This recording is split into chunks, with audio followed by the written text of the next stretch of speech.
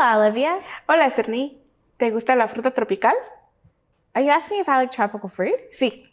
Sí, me encanta.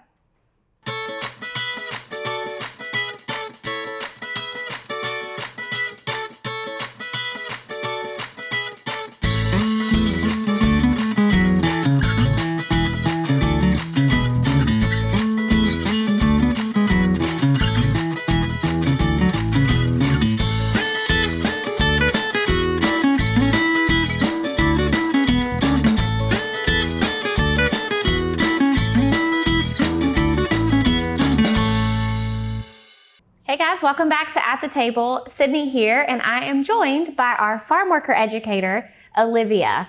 Thanks for being here, Olivia. Thank you for inviting me, Sydney. Yes, so today we're gonna do, it's still National Nutrition Month, so we're gonna do a little Mexican flair to our recipes. We are. So you're from Sampson County, but you work in Bladen and Sampson, right? Yes, correct. So I am from Sampson County, about 30 miles from here. 30 minutes, sorry. But yes, I do work in Sampson and Bladen County. And you went to Clement?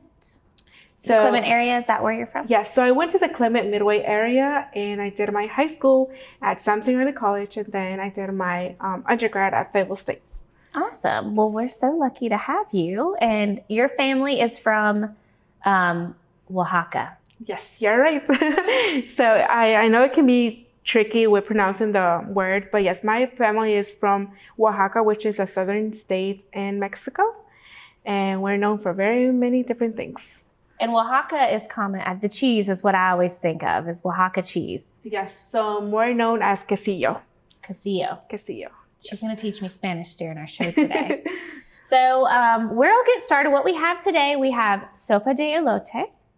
And then we also have a papaya smoothie, which I'm not going to try to say that. I'll let you say that one. So you can say it, a batido de papaya. De papaya. Yes. So we are going to, we'll start on this is actually a corn soup, is how you say it in English. And then we'll move on to our smoothie. We also have a variety of different Mexican fruits to show you guys. So I know it can be really intimidating to buy new fruits, especially ones that just look, you're not familiar with, you haven't cut into them, you don't even know how to check if they're ripe. So Olivia will help me go through some of those.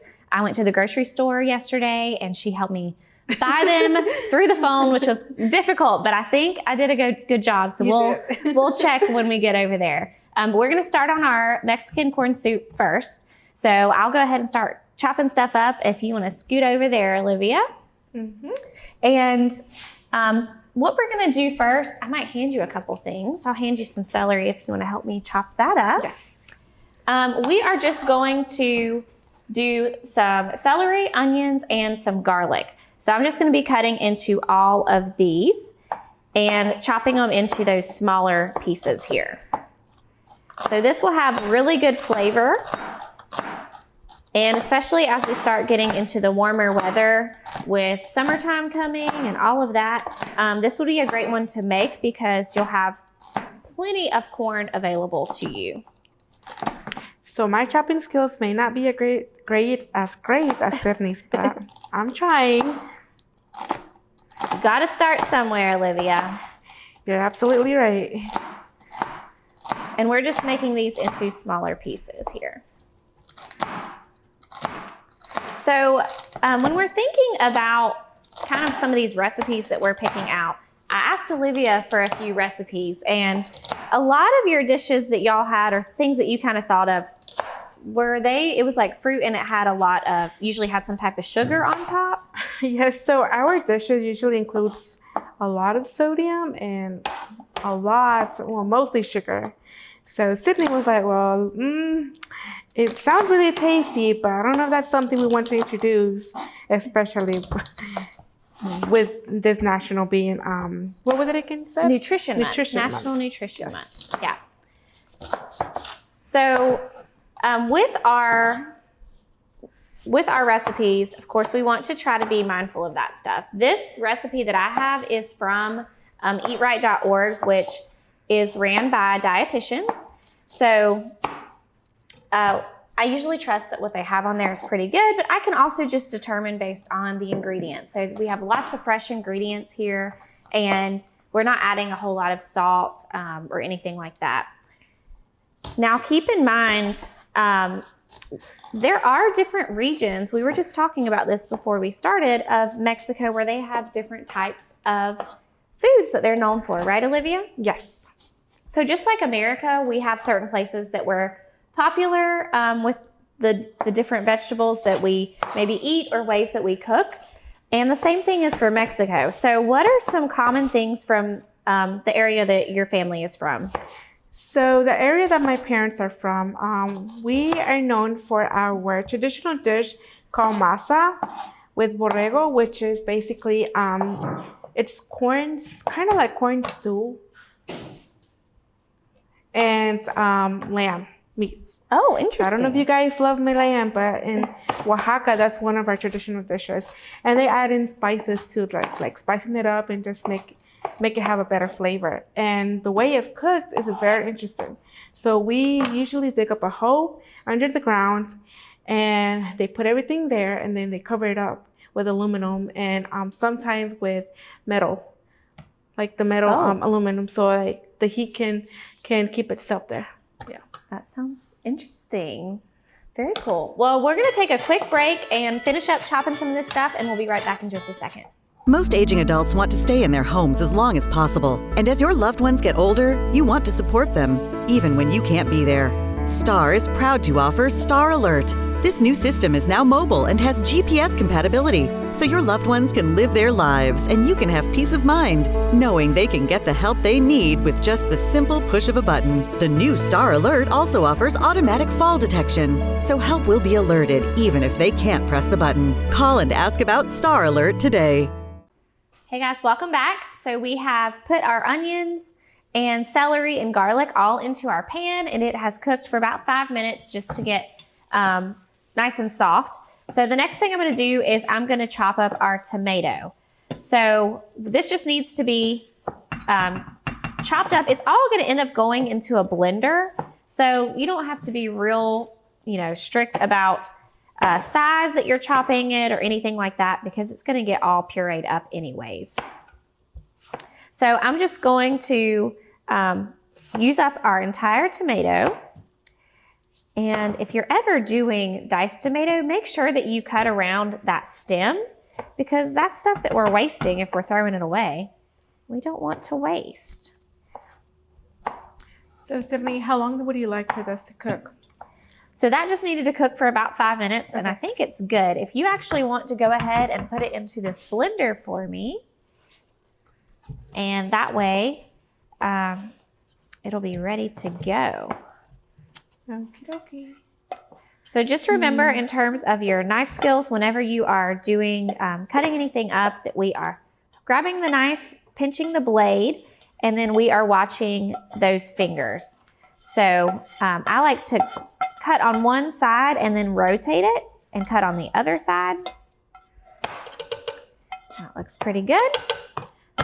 And we will add these to our blender as well. You know what, Sydney? I have never been a fan of the celeries, but it smells really good. I hope you like it. I think once it's all blended and the flavors are all melded together, it's gonna taste really good. That's what we're hoping for. So I did go ahead and I cooked our corn ahead of time. That takes about 10 minutes. I used frozen corn, but you could use fresh if you have it. So we just cooked that till it's soft, and we reserved a cup of that corn. So I've set that to the side. I'm gonna blend this up really quick.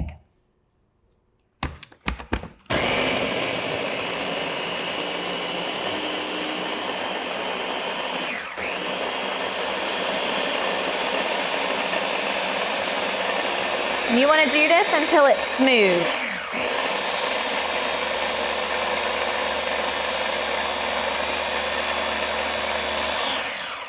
And that looks pretty good. We've got a nice high-powered blender here. So I'm just gonna throw this into our pot with our corn that we have over there, and then we'll let it kind of cook for about 5 minutes. So while I'm doing that, Olivia, do you want to kind of talk through our fruits that we have today. Yes, I can surely do that. So, Sydney, I want to ask you a question. Yeah. How do you know, or how did you know that these fruits were ready when you bought them? So, well, the only one I really knew beforehand was the mango. And mango is one that I've always just looked for the color once it started to kind of turn yellow and doesn't have so much green, but also the way it feels. I usually kind of make sure that it's kind of soft, not super hard. I can kind of put my finger through it a little bit, but not obviously poke a hole in it. Okay. Does that sound right? Yes, you're absolutely right. So the best way to make sure that a fruit is right is by looking at the skin color. So as you can see, this one has yellow and some red. So it's telling us that it's there. The same thing goes with a papaya. So a papaya usually green when it's not ripe. And when it's ripe and ready to be eaten, it turns yellowish orange. And aside from these two, we also have some tunas, or prickly pears, as you guys might know them of. So prickly pears are from a cactus plant, and they have some little thorns. So we want to be careful when we're holding these. And the best way to know that these are ripe is by its color as well. So it could either be purplish, pinkish, or green, or both colors. And lastly, I have some guava, or mostly known as guava. And the best way to know that these are ripe is by the change of color as well. And these are grown on a tree. These can mainly be yellow, orangey. And right now, these are like a mixture of all three colors, even with green, and it's ready to be eaten. So I'm gonna start off by peeling off our papaya. Now, Olivia, just all of those fruits, they all need to be grown in those warmer climates, right? Yes, so these fruits need to be grown in a tropical kind of climate, warmer. So they are really good like in the northern part of Mexico because it's more hot. They can also be grown, some of these can also be grown in Florida, especially the papayas. Good. So is that typically in terms of places in the U.S. where we grow those types of fruits, is Florida one of the most kind of common places, or like the warmer areas of California, do they grow it there as well, or not so much? They are not very grown in California because California has a change climate, just like North Carolina. So it gets cold, and in Florida it stays warm most of the time. Gotcha. So it's better to be grown there. And on my trip to Florida, I saw a lot of these too. Grown in the wild, like I guess it's in the wild, huh? Yes. Yeah. Very cool. Well, we'll take a quick break. I'm going to finish chopping up our first poblano. I'll show you guys how to do the second poblano in a second, and then we'll get to cut into that papaya in just 1 minute. Eastern North Carolina is a beautiful place where we gladly choose to call home, and we strive to provide the best communications services. STAR is committed to improving communications to all our service areas, because we want to improve the communities where we not only work, but also live. STAR Communications. We are neighbors serving neighbors. All right, guys, welcome back. So I have our first poblano chopped up. Our recipe actually calls for it to be in strips, but I just don't think I personally would want a whole big strip in my soup. So I decided to chop it up into smaller pieces. Remember that recipes are not rules. You can adjust them however suits you and your taste and your preferences. So I've got a second poblano here. These are what poblanos look like. They sound scary. I think they sound like they're going to be really spicy, but they're not. Are you familiar? You use a lot of poblanos? I do. I do use poblanos whenever I make chile rellenos. I'm not sure if you've had them before, but what it is, it's a poblano stuffed with cheese. You can put mozzarella cheese, or you could put Oaxaca cheese or quesillo. And you top it with egg yolk, and then you fry them in a pan. Oh, and yeah. And you add some salsa and some rice. That sounds really good. Yes, it's really good. So yeah, I think these are great for stuffing because they're so large. So you could put lots of stuff. They taste to me more like a green bell pepper than a poblano. If you do struggle to find poblanos at your store, I don't think it would hurt to substitute for a green bell pepper. Just know that I think this has maybe a hint of spice. I don't really taste a whole lot of spice personally, but I can handle a little bit of spice. Yeah, it kind of gives it like a hit, but it's not spicy like a jalapeno pepper or a serrano. Now, those are spicy. Yes. And that's another thing, I think, with this recipe. If you like spicy, you could absolutely switch it up a little bit and do substitute one of those peppers in there instead. So I'm going to go ahead and add in my poblanos into my pan. I've just got a little bit of olive oil here heated up. One thing I wanted to mention, I did also blend, I forgot, when I was blending, and actually needed to blend the rest of our corn and that vegetable broth or chicken broth mixture. So all of the stuff that is in our pot is blended up, and you can kind of see, it's nice and pureed, and it's not big and chunky. So we're gonna let that cook a little bit longer and let our poblano chilies cook and get nice and dark. So what are you working on over there, Olivia? So I'm currently working on taking off the skin of the papaya, and this papaya looks really good. You did a great job picking this out. Yes.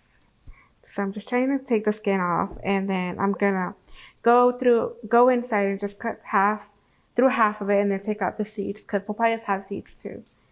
Now with a papaya, so I think about mango, I guess is kind of where my brain goes because they're so similar. Mm-hmm. With a mango, when you cut it, you can usually peel that skin off. Is papaya the same, or is it just better to do like you're using a peeler? So in this case with a papaya, it's better to use the peeler because the skin is kind of more like thin. Okay, it's thinner than a mango. Yeah, it's thinner than a mango. Gotcha. So it's going to be hard for you to peel the skin off. So I would recommend using a skin peeler. Perfect. Yeah. That looks so juicy. Now I will say when I had to actually go to a second store to get a good papaya because when I was shopping for this, I went to Food Lion. Y'all know that's where I typically shop. They had only green papayas. Oh no. And I mean, I have that situation too with mangoes there a lot. So I struggle to find ones that are ripe. So I figured I'd go to Tropicana, and then it worked out that I could get some other fruits that I typically cannot get at Food Lion either. So Tropicana they have beautiful fruit. I mean, they have always had a gorgeous produce section. So if you are ever looking for this type of thing, I'm sure they would be more than happy to help you find whatever you're looking for and help you to pick out something that's nice and ripe and ready. Or if you don't have a Tropicana near you, you can always go to the nearest flea market. I know they may be open Fridays, Saturdays, and Sundays, and some usually have fruit stands, so you can find a papaya there too. Perfect. Or maybe take a visit to Florida. You'll have a lot of papayas over there. Good excuse to go traveling, right? Yes, agree. Now, papayas are commonly high in, is that one high in vitamin C? Yes, papayas are very high in vitamin C. It has more vitamin C than an orange. Wow. Mm-hmm. And I've heard a lot we're teaching a class right now, and some of my class participants have mentioned this, but that it's really good for digestion. So even the seeds are good for your gut and your digestive tract, right? Yes, you're right. So whenever I was doing my weight loss challenge back in 2016, I would always eat papaya with tahini. Tahini is basically a powder chili with some salt, and that would help me with my digestion and with my pounds. But kind of gained them back, so maybe working on it too. Well, I cannot wait to taste it just for the pure juiciness and sweetness of it. So we will let these poblanos finish cooking up, and I'll let Olivia finish peeling that, and then we are going to cut into it and get working on our smoothie. Honey, do we pay our bill? What bill? The Star Communications bill. No worries, honey.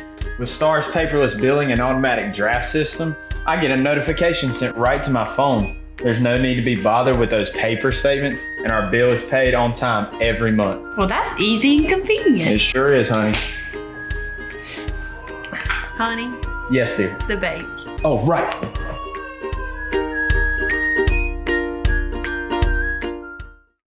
All right, right, guys, our soup is all done. So what I did was I just added the rest of that poblano into our pot, as well as that extra corn, and then sprinkled some cilantro on top. So now I've got a little bit of sour cream. So I wish I could prettily drizzle this, but it's not gonna work. But you're just gonna kind of stir that in to make it nice and creamy.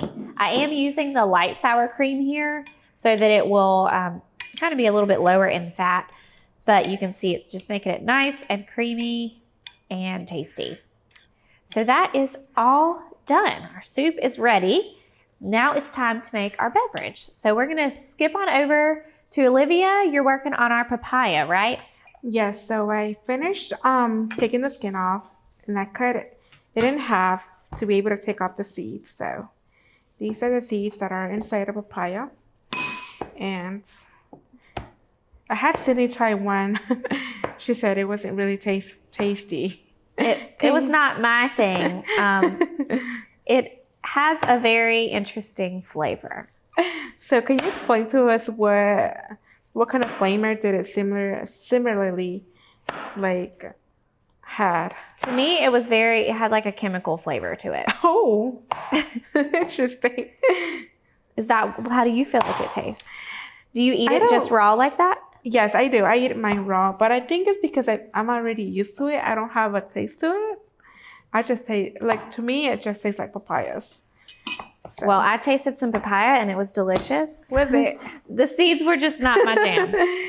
Also, while I was finishing that up, I went ahead and cut through one of my, a couple of my guavas. So this is what the inside looks like. There's some that might have pink inside, and then I also skinned out my tuna or my prickly pear, and this is what it looks like. So it's red.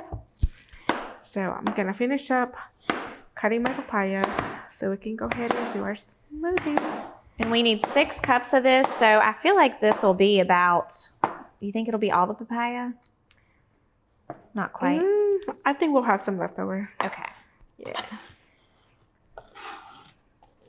Because I just enjoyed eating it as it is. So was this your first time trying papaya, or have you tried it before, Stephanie? I don't think I've had papaya before.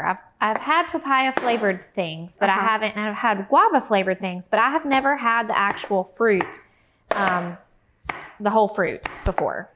So now that you tried it and comparing it to the flavor items that you have had before, what do you like best? I'm always somebody who prefers just the natural fruit. I think that's how I am with certain things. I don't really like flavored stuff, like strawberry flavored thing. I think I'd rather have just strawberry. Oh. Or add, like if I had strawberry yogurt, I'd rather just do regular yogurt and add actual strawberries to it. Nice. So to me, this is way better. Like I think it tastes much better. Fresh. So I think I have all my papayas done. So I'm gonna go ahead and add them to the blender. Gonna need a little help over here, Sydney.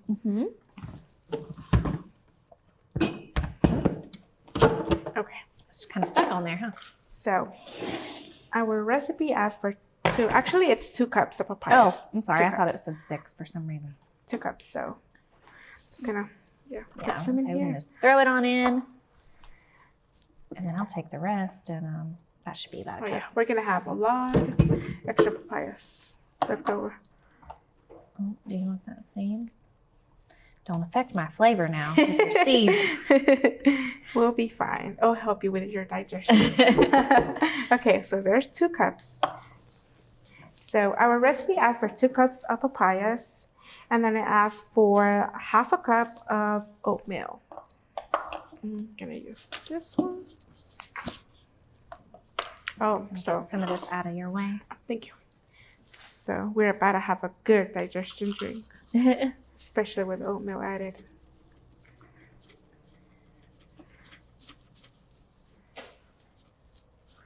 So what do you think about this taste? Oatmeal with papaya. Or half a cup? That's a whole cup. Let's have a cup. Yeah. We're gonna have extra oatmeal. So yeah, as far as the way papaya actually tastes, I feel like it's sweet, but it's fresh. It's not like an overly sweet flavor, but it's kind of got the melon texture, like cantaloupe melon, but it's sweeter than a cantaloupe. Yes, it is. And our recipe asked for 6 almonds, but we couldn't find any whole almonds, so we're using ones that are already broken down. So we're gonna add 1/4 cup of almonds to equal up 6 almonds, and then we're gonna add in half a tablespoon of honey.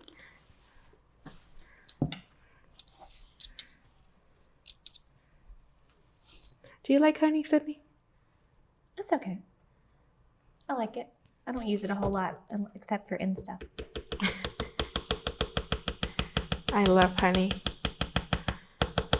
So when I was in Mexico this past January, my aunt gave me some honey with its honey, what is it called? Okay.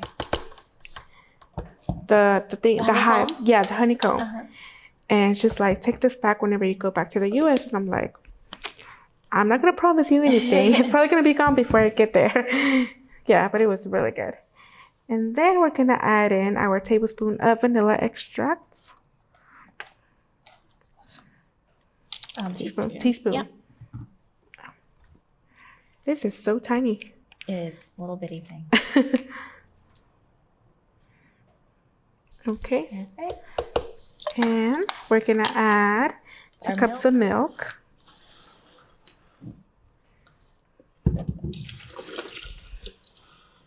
And some And our ice. Yes. Should I add all of it? Yep, go ahead. Now we'll come on this side and get us blended. So make sure to get my lid. Okay. This is a fancy blender. Oh, yes. All right. We want it to be a smoothie.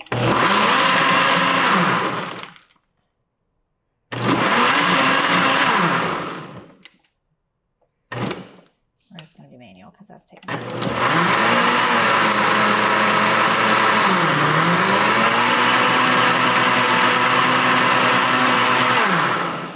And it's done. Looks good. So we'll show you guys what that looks like when it's all finished. Do you want to just briefly mention some of our other fruits over here real quick, Olivia? Yes. So what else do we have? So I kind of briefly mentioned it the beginning of the video and during the video. So I just skinned off a tuna. So this is what a tuna looks like. And if we cut through it, it had some seeds inside. So for you guys that have never had tuna, the way you eat this properly, it's you just put it in your mouth as a whole, and then you chew and you try to take off all the juice out of it, and then you just like Spit it out. spit it out, basically. So don't eat the seeds. And this is one that is kind of spiky on the outside, so Yes. you have to be careful. So this is the one that has spikes in the outside. So you want to be careful with it, especially when you're working with this. Always wash your hands after because you don't want to touch your face and then have some thorns. Tiny Okay. thorns. Yes. And then the next fruit that we had was the guava. And this is what the inside looks like. And sometimes it can be pinkish or dark pink, but this time it's white, so it's fine. Now, It's still how do you eatable. know about the what you're looking for when you're shopping for guava? Is it in terms of the outside? So kind of similar to a mango, you want to make sure that the color is light, either yellow, orange, and that you're able to squish it, but not all the way through. Yeah. So that's the perfect way to know, to see. Well, I can't wait to taste all of these. And thank you so much for being on the show today. Thank you for inviting me. And I hope y'all enjoyed learning all about our Mexican fruits. And remember that there are so many different fruits and vegetables out there, how good they can be for our body. We're getting loads of vitamins, antioxidants in these things. So make sure you're eating your fruits and explore a little bit. Try something new. We'll see you guys next time on At the Table.